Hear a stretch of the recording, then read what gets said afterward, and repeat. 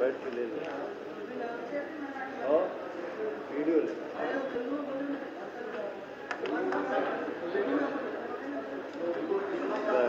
Vibrate पे कर लो।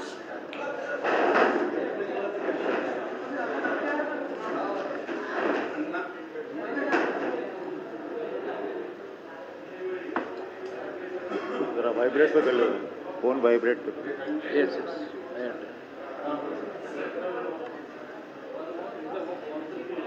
पक्का।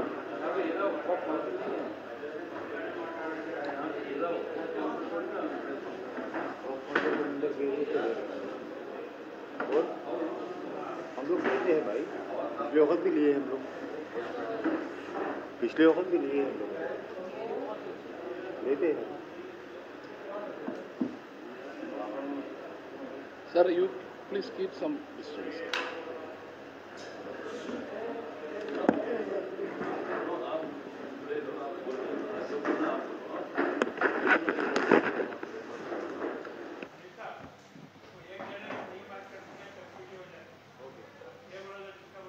Okay okay.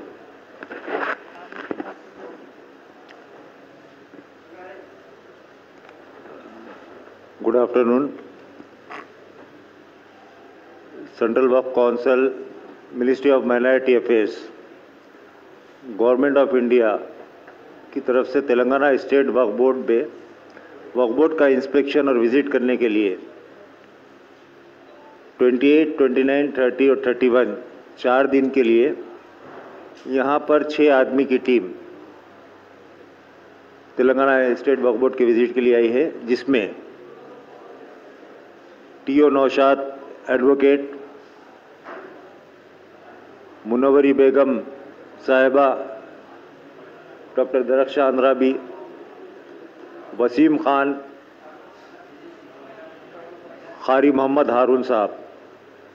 कारी मोहम्मद हारून साहब का ताल्लुक़ दिल्ली से है, वसीम खान साहब का ताल्लुक़ मुंबई महाराष्ट्र से है, डॉक्टर दरख्शान अंद्राबी का ताल्लुक़ श्रीनगर कश्मीर से है, और टीओ नौशाद साहब एडवोकेट उनका ताल्लुक़ केरला से है, और मुनव्वरी बेगम साहिबा का ताल्लुक़ तमिलनाडु से है।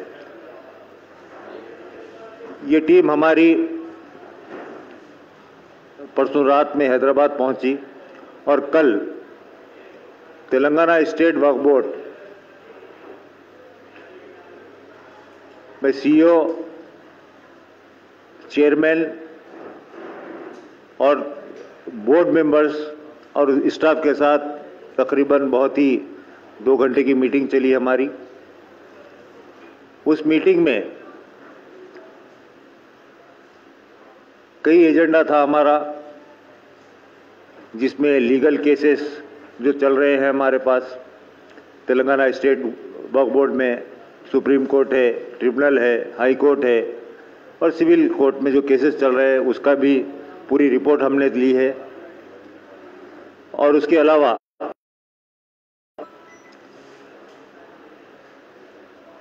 जो इंक्रोचमेंट्स सारे तेलंगाना स्टेट वक्फ बोर्ड में हुए हैं उसकी भी हमने तफसीली रिपोर्ट ली है। जैसा कि 77,000 एकड़ तेलंगाना स्टेट वक्फ बोर्ड में वक्फ प्रॉपर्टीज है, लेकिन तकरीबन 80% से ज़ायद, समझो गंभीर और सोचने का विषय है।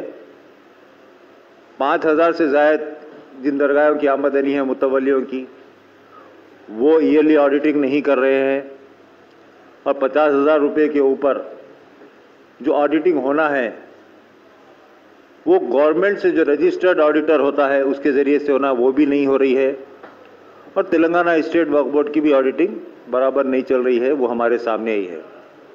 तो ये एक बहुत ही समझो सोचने का विषय है और हमको सोचने की ज़रूरत है, और ये हम रिपोर्ट में ये भी लेंगे। उससे हट के मेजर जो ऑप्शंस होते हैं, जैसा जहांगीर पीर दरगाह है और गालिब शहीद है और आपके बड़ा पहाड़ है, जो करोड़ों रुपए में समझो आप इसका हर्राज होता है, तो वो भी समझो ऑडिट में सामने अब तक नहीं आया है। तो ये भी चीज़ आने की ज़रूरत है। और अभी हम कल का जो मीटिंग होने के बाद हम सेंट्रल वर्क काउंसिल के ज़रिए से हमने यहाँ पर 10 एम्प्लॉइज़ डिप्यूट किए थे, जिसमें 8 एम्प्लॉइज़ का तकर्रुर हुआ है और 2 एम्प्लॉइज़ अभी यानी प्रोसेस में है। तो उनकी भी हमने मीटिंग ली और उनसे भी पूरी रिपोर्ट तलब की। और आज मौला अली हम गए हुए थे, जहां पर 35 एकड़ पर मीर महमूद साहब के पहाड़ी के तहत, वो इंस्टीट्यूशन के तहत जो प्रॉपर्टी है 35 एकड़, उस पे कोई टीआरएस का लीडर सूर्यनारायण रेड्डी कब्जा किया हुआ है और वो प्रॉपर्टी यानी ट्रिब्यूनल में भी और हाई कोर्ट में भी डिक्लेयर हो चुकी है कि वह प्रॉपर्टी है। लेकिन स्टेटस को ले लेकर वहां का लोकल जो एमएलए है हनुमंत राव, उसकी मदद से वहां पर आज भी हम देख के आए इंस्पेक्शन में बहुत हंगामा भी हुआ वहां पर, क्योंकि पूरा गेट लॉक करके पूरा पर्दा घेर के अंदर काम चल रहा था। बड़ी मुश्किल से हम अंदर घुसने में कामयाब हुए। स्टेटस को है हाई कोर्ट से, लेकिन काम चल रहा है। उसी तरीके से कुंदनपल्ली में 10 एकड़ 35 गुंठे पर वहां तो बाज़ाब्ता प्लॉटिंग हो चुकी है। तो ये चीज़ें जो है वक्फ बोर्ड की नॉलेज में भी, ये कुंदनपल्ली का तो वक्फ बोर्ड की नॉलेज में भी नहीं है। तो वहाँ की भी विजिट किए हैं और खुशहाल खां कमान मौला अली के बाद भी अब पहाड़ तोड़ के कंस्ट्रक्शन चालू हो चुका है। उसी तरीके से मौला अली के 232 एकड़ में शायद 32 एकड़ भी बचे या नहीं बचे पता नहीं है, खाली पहाड़ रह गया। अब पहाड़ की भी प्लॉटिंग हो रही है, पहाड़ भी तोड़कर खुशहाल खां की कमान के बाजू प्लॉटिंग चल रही है, मकान बन रहे हैं। तो आज और वहाँ का जो मुतवल्ली है मौला अली का ज़हीर अहमद, वो पूरी प्रॉपर्टी बेचा है, लेकिन वक्फ बोर्ड को चाहिए कि उसको इमीडिएट सस्पेंड करे, जो आज तक वक्फ बोर्ड ने नहीं किया है। तो ये चीज़ों को भी वक्फ बोर्ड को देखने की ज़रूरत है। और सबसे अहम बात यह है कि वहाँ पर आज तेलंगाना स्टेट में 33 डिस्ट्रिक्ट बन चुके हैं, लेकिन तेलंगाना स्टेट वक्फ बोर्ड में आज भी 10 डिस्ट्रिक्ट काउंटिंग में चल रहे हैं, सिर्फ 10 इंस्पेक्टर काम कर रहे हैं। तो अगर इसी तरीके से होता रहा तो मैं नहीं समझता हूं जो बची हुई हमारी प्रॉपर्टी है, जो 20% भी नहीं है, वो भी शायद चंद दिन में खत्म हो जाएगी। और स्टेट गवर्नमेंट, आप सबको मालूम है, 2017 से रिकॉर्ड रूम सील करके रखा है, जबकि वक्फ एक्ट के हिसाब से किसी भी रियासती हुकूमत को ये हक नहीं है कि वहां का रिकॉर्ड सील कर सके या रिकॉर्ड की तनखी कर सके। तो ये भी चीज़ तेलंगाना स्टेट वक्फ बोर्ड का जो रिकॉर्ड है, यहाँ पर चूंकि गवर्नमेंट टीआरएस की है और टीआरएस की गवर्नमेंट होने के बोर्ड भी टीआरएस की तरफ से बना हुआ है, तो ये काम मुमकिन नहीं हो सक रहा है। तो हम इस ज़िम्मन में कल प्रिंसिपल सेक्रेटरी माइनॉरिटी वेलफेयर से मुलाकात करेंगे, क्योंकि अगर तेलंगाना स्टेट वक्फ बोर्ड में कम से कम 33 इंस्पेक्टर होना चाहिए, 33 इंस्पेक्टर के हाथ के नीचे स्टाफ होना चाहिए और 33 कम से कम एक सिंगल रूम से ही उनका ऑफिस होना चाहिए, तभी जाकर वक्फ प्रॉपर्टीज़ का प्रोटेक्शन हो सकेगा और जो वक्फ प्रॉपर्टीज़ है बच सकेंगे। कल कुछ कांग्रेस के भी लीडर्स आए थे, एहतजाज कर रहे थे, वो भी रिप्रेजेंटेशन की है। मस्जिद अलमास तकरीबन 400 एकड़ से ज़्यादा की प्रॉपर्टी है, वो भी हमारी हाथ से जा रही है। तो वो भी एक चिंता की बात है, एक सोचने की बात है हमारे को।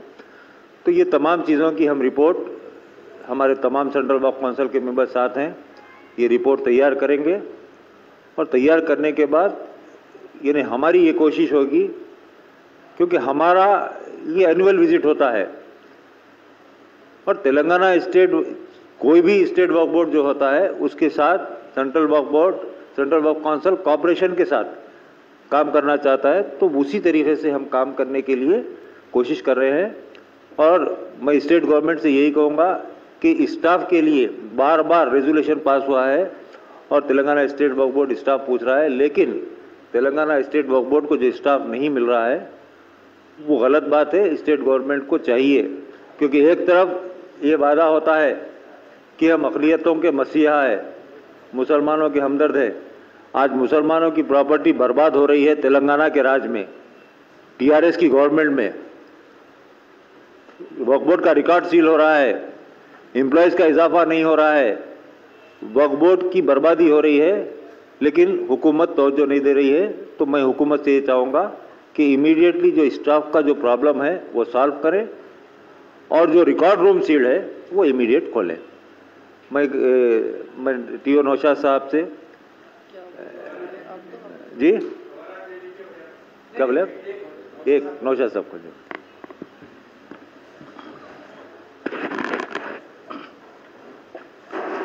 Dear friends, as rightly pointed out by the learned senior member of the Central Waqf Council, Janab Hanif Ali Saab, we are here for the routine annual visit and inspection of the State Waqf Board for 4 days. Yesterday, we have had a meeting with the Honorable Chairman of the Waqf Board, CEO, and the learned members of the Waqf Board, and we have expressed our apprehensions regarding the present functioning of the Telangana State Waqf Board before the board and before the Honorable Chairman. We are taking earnest efforts to get an appointment with the Chief Secretary, Secretary of Waqf, and the Honorable Minister for Home Affairs to discuss these pertinent issues. All those issues prevailing there in Telangana State and Hyderabad is rightly expressed by the learned senior member, my colleague Mr. Hanif Ali Saab. So I would like to mention something regarding the present functioning of the Ministry of Minority Affairs, Government of India, and the Central Waqf Council. The Hyderabad and Telangana being a Muslim-dominated area, I feel that it is the bounden duty of the Central Waqf Council members for and on behalf of the Ministry of Minority Affairs and the Government of India to explain or express what the Modi government is doing for the betterment and benefit of the Muslim community of India. As we used to say, we have lost nearly 40% of the Waqf property existed in India at the time of independence. The remaining is only 60%, somewhat 60%. And this government is very particular about preserving and protecting the existing property. For that, earnest efforts were there from the part of the government, and we have adopted certain scientific measures for the same. As you all are rightly aware, the GPS mapping of the Waqf properties all over the Union of India is going on under the VAMC project. The 100% funding is from the Government of India. So the very intention of the Central Waqf Council behind the GPS mapping is to consolidate the data, including the plan of the Waqf properties, which is at present available in India and registered with the state Waqf boards.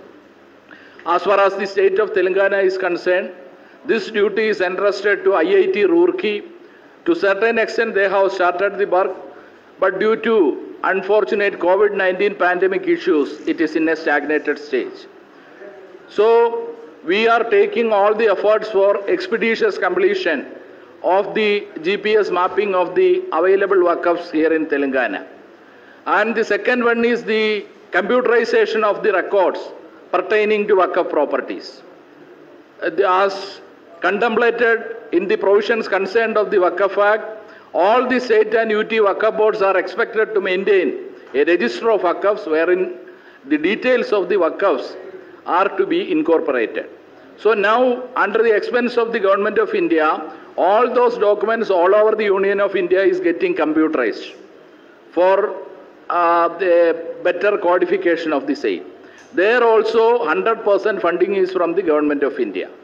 And as rightly pointed out by the learned senior member, we are taking earnest initiatives for strengthening the state Waqf boards. As we all know, as per the provision, as far as the Waqf Act is concerned, the functionary bodies are the state Waqf boards.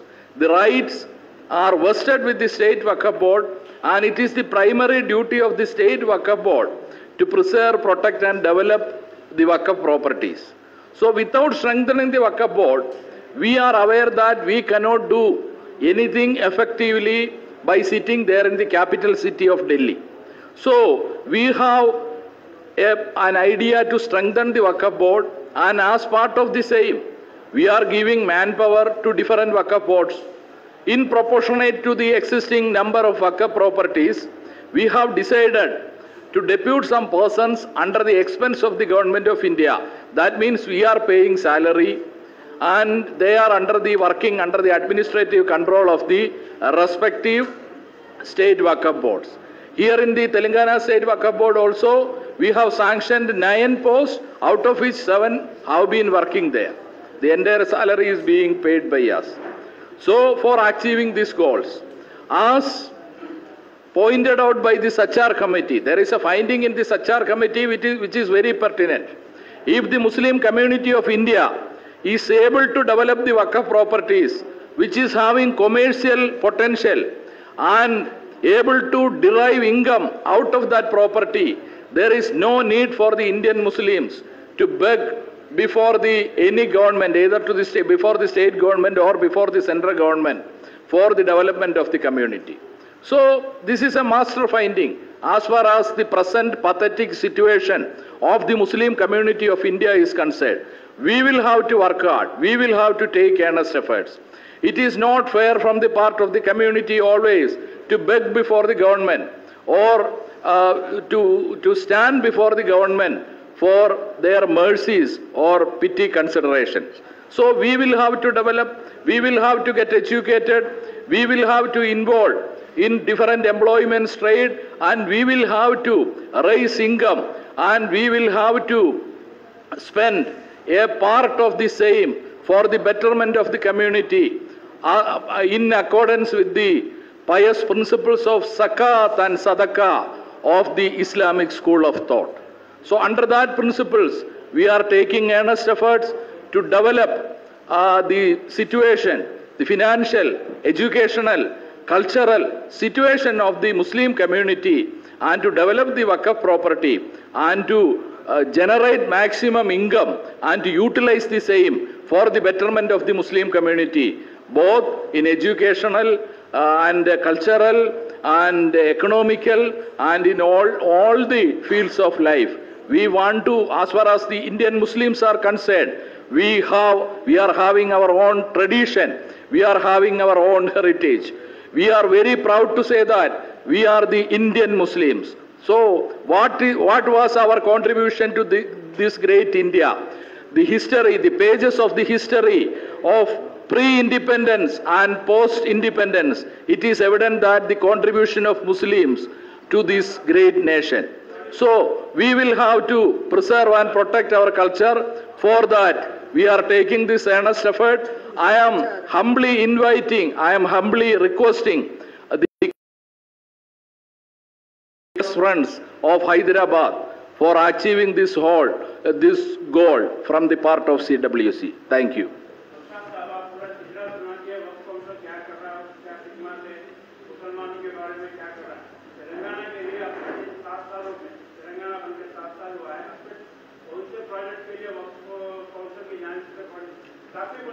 नहीं जरा मैं और दूसरी चीज आपको ये जान के ताज्जुब होगा कि आज जितने भी माइनॉरिटी रेसिडेंशियल स्कूल चल रहे हैं हैदराबाद में, तेलंगाना स्टेट गवर्नमेंट में, पूरे किराए के बिल्डिंग में है, लेकिन मिनिस्ट्री ऑफ माइनॉरिटी अफेयर्स के जो मिनिस्टर साहब जो नकवी साहब हैं, मुख्तार अब्बास नकवी साहब, महमूद अली साहब के रिप्रेजेंटेशन पे पीएम जन विकास योजना के तहत 42 स्कूल्स हम तामीर करवा चुके हैं, जो तकरीबन 883 करोड़ का बजट हुआ उसमें।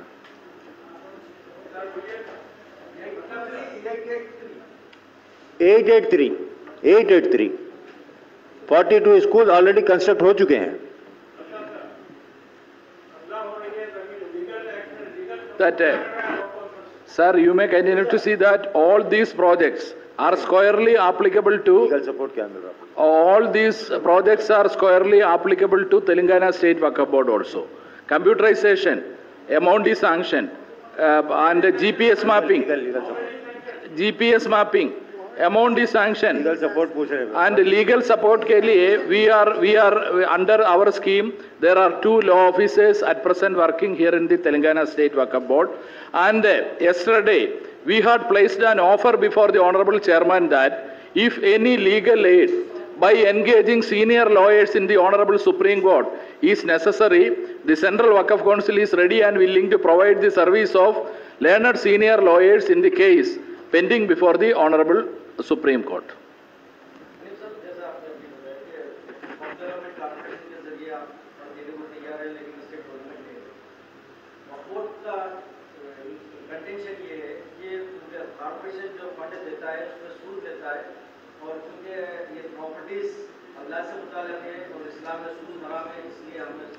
सुनिए, अब थोड़ा वो क्लियरिफिकेशन दे देता हूँ मैं.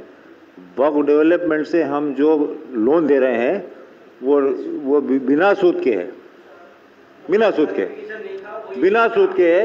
कोई रेट ऑफ इंटरेस्ट नहीं, कोई इंटरेस्ट नहीं लेते हम लोग. हाँ, देखिए आप श्योरिटी सुनिए, हम थ्रो स्टेट वक्फ बोर्ड फाइल आती है और स्टेट वक्फ बोर्ड जो है एज ए श्योरिटी रहता है, नॉट मॉर्गेज. श्योरिटी जो है स्टेट वक्फ बोर्ड की, अगर वो अदा नहीं करते हैं तो स्टेट वक्फ बोर्ड अपनी तहवील में लेके अदा करे.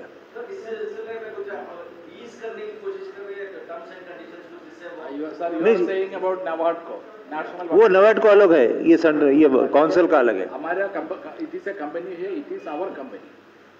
इसमें कोई इंटरेस्ट नहीं है और कोई समझो मॉर्गेज नहीं है इसमें. और थैंक यू.